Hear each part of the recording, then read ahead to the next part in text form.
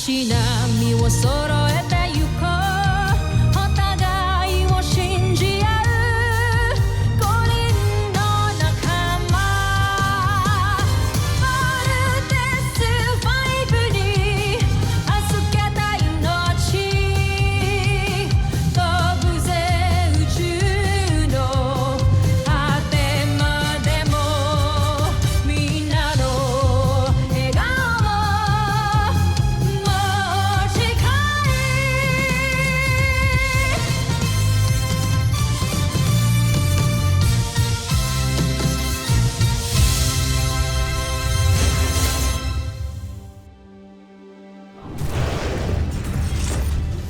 Nakaraan sa Voltes 5 Legacy. Nais kong makita ang mga nakuha mo. Mapag-aaralan ko na kung paano mapapabaksak ang kampo ninyo, Voltes 5. Napag-aralan na namin ng husto ang Voltes 5. Kaya naman ay, nakadesenyo na rin kami ng Beast Fighter na tatalo sa kanya. Ito yan eh! Nagugutom tuloy ako! Let's vote! Doc, we have a problem. Hindi ko kami makapag-vault in. Napasuka! Huwag mo lang patagalin! Pasukahin mo na! Voltes team! Ikaw, John, tanggalin mo to, please. Ito lang kayo. Kulang akong babalik sa laban. Di mo ko pinakawalan, uupuan ko si Octo-1. Sige na nga! Hindi ako papayag na magsasacrifice kang mag-isa kasi mahal kita, Steve! This is Ultra Marcon, an auxiliary ultra-electromagnetic generator. Naayos na nila muli ang mga makina ni Voltes 5. Deploy Ultra Marcon now. Let's vote in! Ultra Marcon, fire! Nire-reverse ng Ultra Marco ng energy ng Beast Fighter. Kaya pwede rin natin yung gawin. Napasabog natin ang counter weapon niya. Let's vote in! Bakit na buong Voltes 5? Hindi ko alam kung bakit! Labanan mo si Voltes 5. Masusunod! Laser Sword!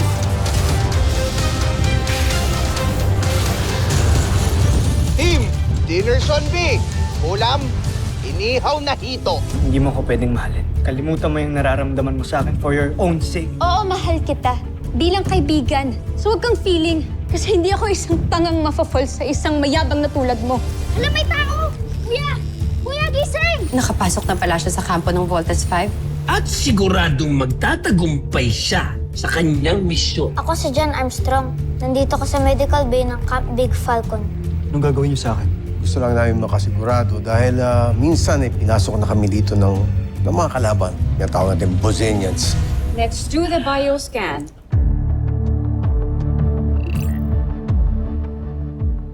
Alam mong napakadelikado ng misyon niya. Bakit hinayaan mo siya lamang mag-isa? Ganito yan, Elsa. Huwag kang mag-alala, General Sandra. Hanggat nakikita niyo yung pulang tuldok na yan, ibig sabihin, ligtas ang ating prinsipe. At hindi nila malalaman ang kanyang sikreto. Dahil suot pa niya ang pulseras. Pulseras. Anong pulseras ang sinasabi mo, General? Ganito yan. Makinig kayo. Para tuluyan nilang hindi mabisto ang prinsipe, kailangan niyang mag-iba ng anyo. At para mangyari yon, kailangan kong kumuha ng dugo ng mga taga-Terra Air 2 at alamin ang komposisyon ng katawan ng tao. At gamit ang teknolohiyang ginagamit natin sa paggawa ng Beast Fighters, suot ni Prinsipe ang isang pulseras na nagbabago ng kanyang anyo.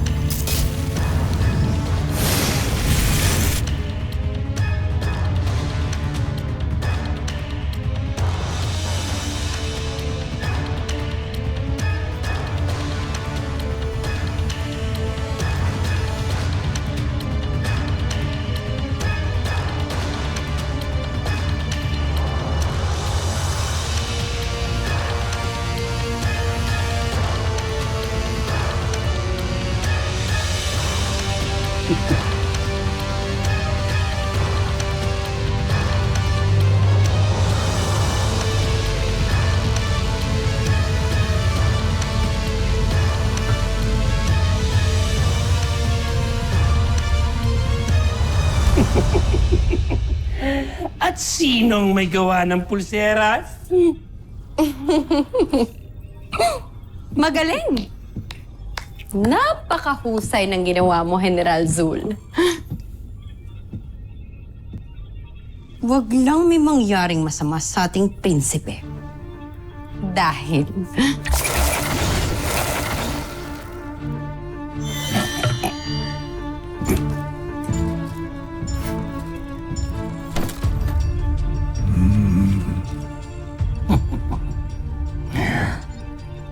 Ramdam na ramdam kong pagmamahal niyo sa akin.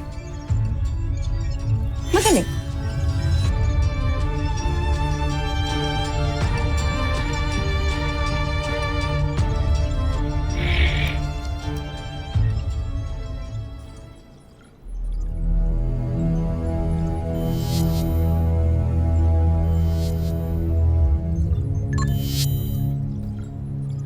He's cleared.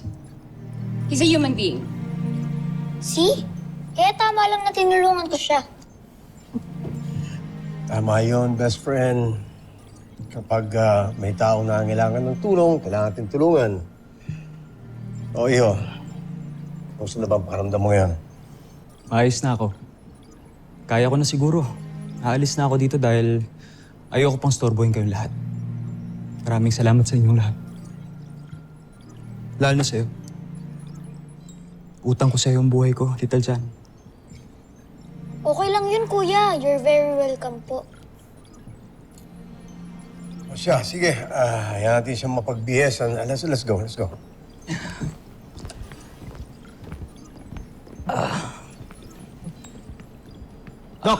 Doc! Relax your head. Let me check.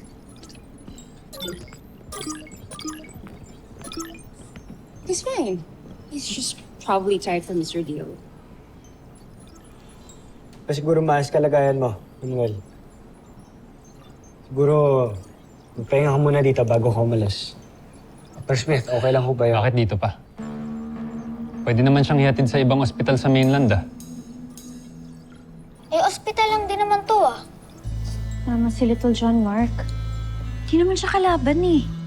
Saka nakita naman din na tao siya, so wala naman tayong dapat ipag-worry. Anong wala? Alalahanin mo nga, Jamie. Tao rin ang nagtangka sa'yo dati. Di ako masamang tao. Kung di lang ako nanghihina, alis na talaga ako dito. Wala. You stay. At least manang overnight. Siguro by tomorrow, you'll feel much better. Pero meron kang dapat sundin na protocol. Importante. Hanggang nandito ka sa medical bay, hindi ka pwedeng umalis ng kwarto mo. Is that understood? Maraming salamat. Sige. Let's go. Higa ka muna dyan. Magpahinga ka. Palakas. Rest well, Kuya Manuel.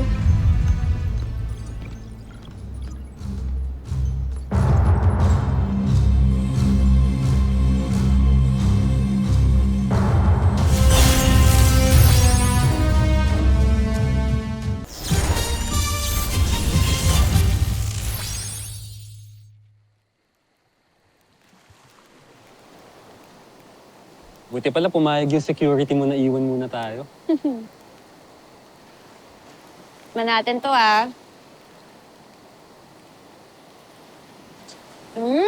Kumusta? Sarap ng marshmallow. It's tender, it's juicy. Medium rare, natin mo sa rasa. Sarap! Buti nga ngayon, ready to eat na eh. You know, back where I come from, everything needs to be prepared pa. Kasi kapag lumaki ka na mag-isa, kailangan mong matutunan lahat. Hanggang sa pag-prepare nung... Di bala na. Hindi mo rin naman maiintindihan sinasabi ko. Bakit naman? Look,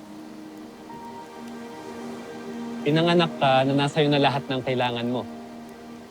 And I also know that you're an oldie child. You might think na it's the same, but it's really not. Alam mo, kaya parehas lang naman din tayo mag-isa lumaki. Yeah, oo. I may have had everything I needed growing up, pero sa magulang, lagi naman din silang wala eh. Lalo na si Daddy. So, in a way, parehas lang din tayo mag-isa lumaki. Kawawa ka naman pala, no? Kasama mo lang sa bahay mo, yaya mo. Yung iba mo pang maids.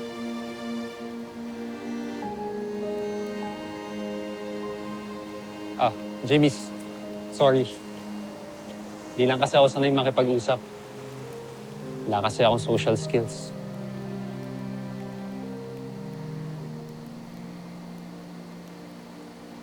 Pasensya na.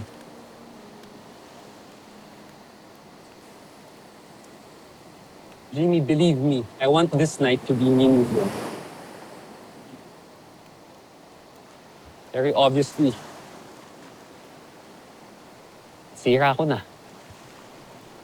I'm sorry.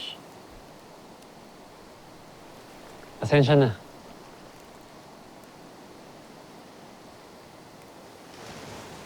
You want this night to be meaningful.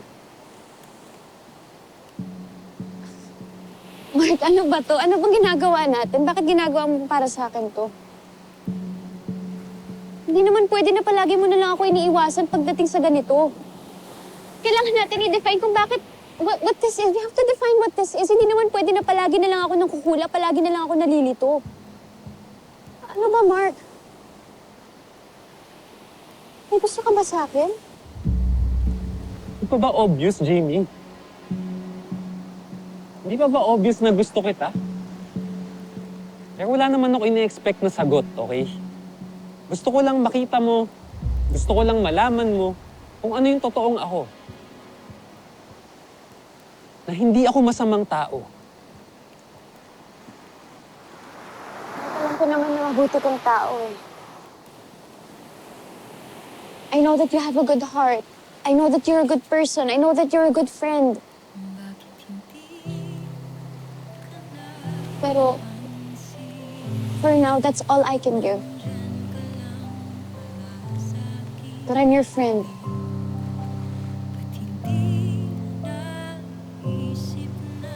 I understand. But perhaps, maybe, okay, just maybe, you'll fall for me eventually. And until that day, mag-aantay ako, Jamie.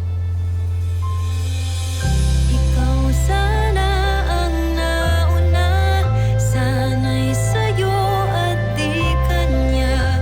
Ang puso ko paano magkakawala?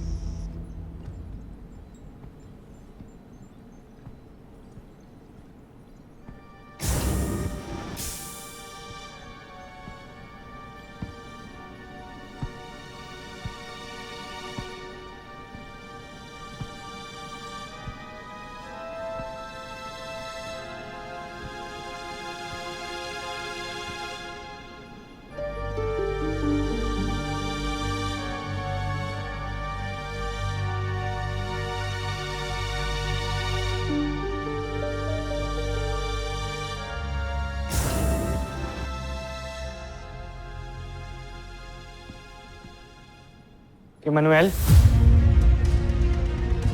Ano ginagawa mo dito? Ano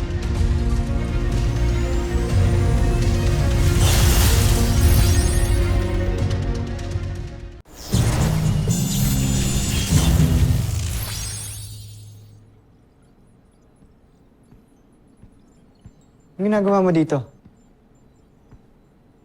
Di ba sinabi ni Dr. Smith bawal ka pang lumabas ng medical bay? Pasensya na. Hinahanap ko kasi kayo eh. Okay na ako. Gusto ko na sana umuwi. Manuel, wala pa tayong clearance from Dr. Alonso. Baka kailangan pa magpahinga. Di bale, bukas, kapag okay ka na, kami pa mismo maghahatid sa'yo. Sige na, pahinga ka muna sa medical Sandali, bay. Steve. Ganda ng mga larawan ninyo. Bakit na dito to? Ay, hindi. Dating office to ni Mama. Kaso wala nang gumagamit. Tapos si Little dyan, no? Bata pa. Yung kasama natin kaninang bata. Sino sila?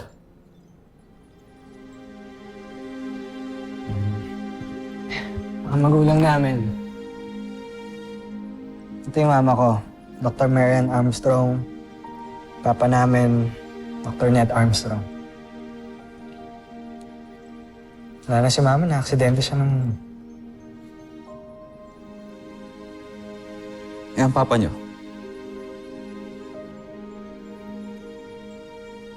We don't know. Hindi namin alam kung patay ba siya or kung nasan man. Kasi hindi namin alam eh, kasi naalala ko lang, dati, nung mga bata kami, sakay siya ng isang malaking spaceship eh. Feeling ko, umalis siya para pag-aralan yung kalawakan, ibang mga planets. Ibang planeta? Yeah. Mars, Jupiter. Di ko alam. Eh, doon lang naman pupunta yung mga malalaking spaceships, di ba? Pero hindi namin talaga alam kasi hindi na siya bumalik. No goodbyes, no closure.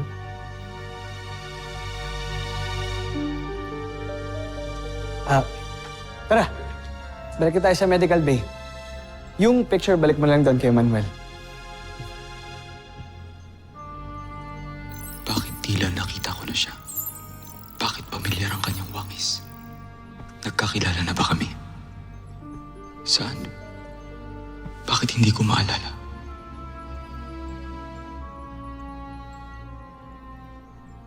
Kay Manuel. Let's go.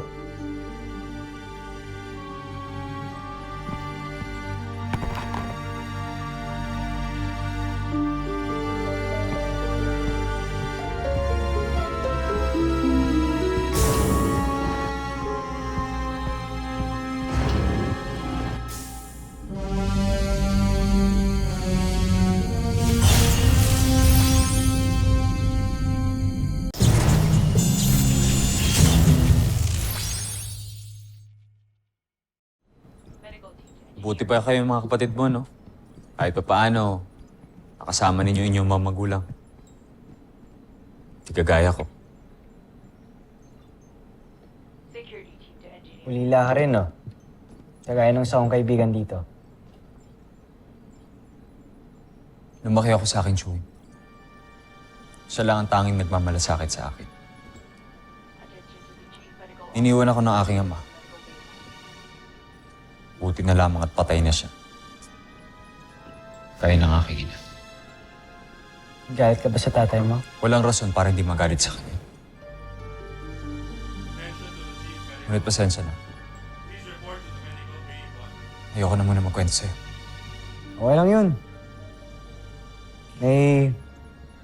kanya-kanya naman tayong storya ng buhay kaya naiintindihan kita. Halika na. Steve, sandali. Ano to? Isa yan sa mga gym namin. Gusto mo silipin? Papawis tayo, kahit saglit lang. Ay, ibig mo sabihin? Pawis, pwede tayong makipag-sparring. Marunong ka ba makipaglaban? Marunong naman. Kahit pa paano. Buwan natin yan. Tara. Excuse me, man. Sir! Sir! Sparring tayo. Sama tong bisita natin. Siyan nyo lang, ha? Yes, sir. Medyo di sanay, eh.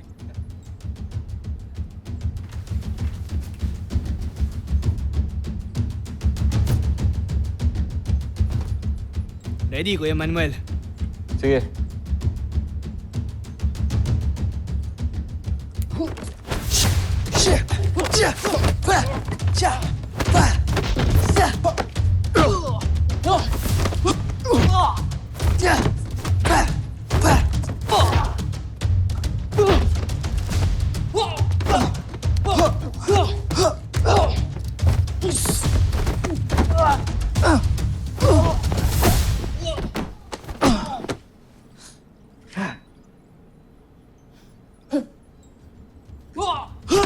Wow!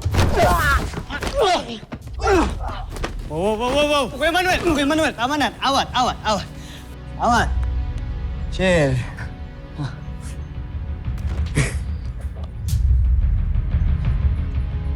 Sabi mo, hindi ka marunong.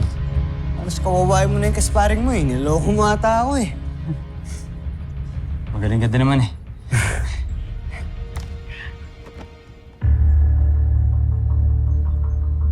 Ayos. Asa? Men! Sir. Thank you. Oh.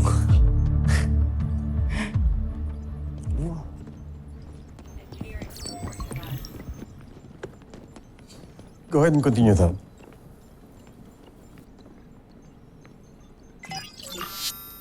Sergeant Major, you have something to report. Dr. Smith, nakita ito ng tao ko a while ago. SO, ipakita mo yung video.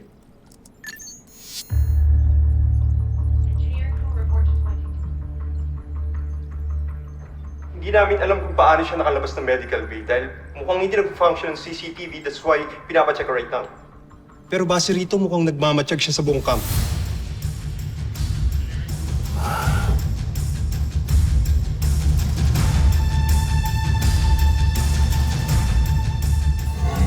Susunod sa Voltas 5 Legacy. Bakit kasama niyo si Manuel? Pagdayan niyan, ayokong iikot-ikot yan sa camp. You're starting tomorrow morning. Kailangan ka nang umalis. Ikinagagala kitang makausap. Mahal ko. Mahal kong prinsipe. Kamusta ang iyong plano? Tagumpay ang aking plano, Sandra. Subalit, nagulat ako. Mababait pala sila.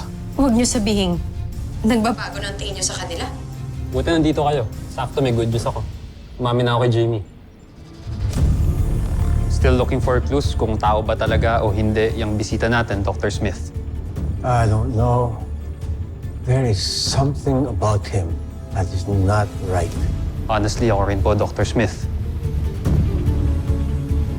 Voltas 5.